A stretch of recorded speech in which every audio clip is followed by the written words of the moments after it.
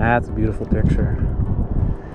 Seagulls, boats, and a sunset on the water.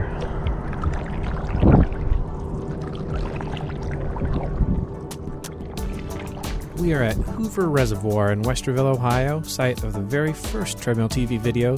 But today, we're not running, we're going out on the water. This video is brought to you by SUP, the inflatable paddleboard company.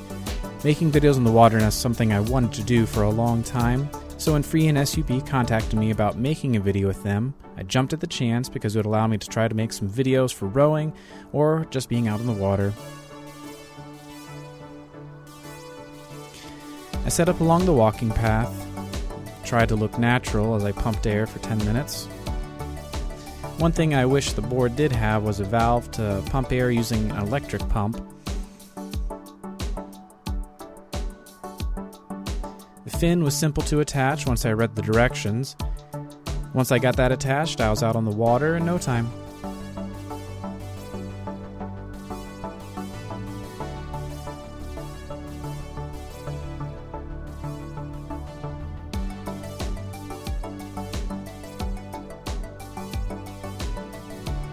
This was the first time I ever used a stand-up paddleboard. This was the perfect day to do it, but I wasn't sure of my balance and I was especially afraid to fall and embarrass myself in front of the people fishing from the shore. But I got up on my first try, stayed dry the entire time.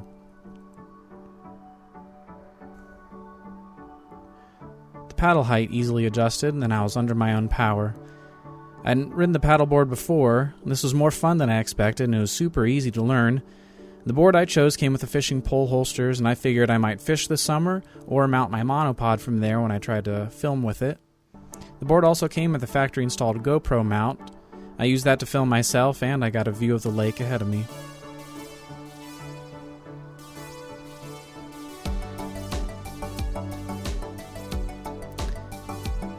Packing up was just as simple as the assembly. The air let itself out mostly, and then the same pump that was used to inflate it deflated all the air so it can fit into the bag along with the paddle, the pump, the fin, the leg strap, and all goes in that backpack.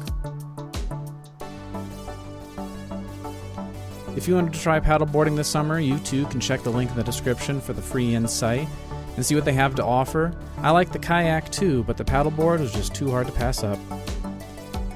Once I got all that done, I was able to sit on the shore for a minute, think about the next time I came back to the lake. Alright, what you may not have noticed is that the guys right behind me got out of the water at the exact same time that I did. Not only did I deflate the stand-up paddleboard from Freeinsup, I also flew my drone for 10 minutes, and I set up a tripod in 3 different places, and they're getting in their car at the exact same moment. Now the guy with the pickup truck, he was loaded pretty quickly, but the guy with a car like mine that has the roof rack, it took him just as long to put that kayak up there for fishing as it did for me to take this stand-up paddleboard, deflate it, pack it, put it in my trunk, plus 10 minutes to fly a drone on this beautiful night. So take that into consideration rather than getting a roof rack, a kayak, place to store the kayak, and taking the same amount of time to put it on the roof as you would to deflate this thing. It's much cheaper, much simpler, and especially in a place like Ohio when you don't get to use it every day, it makes a lot more sense than storing a kayak and putting it on the roof every time.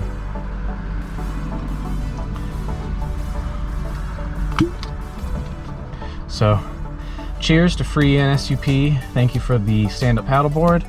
Thank you for opening up some more possibilities for recording for Treadmill TV. We'll see you on the water.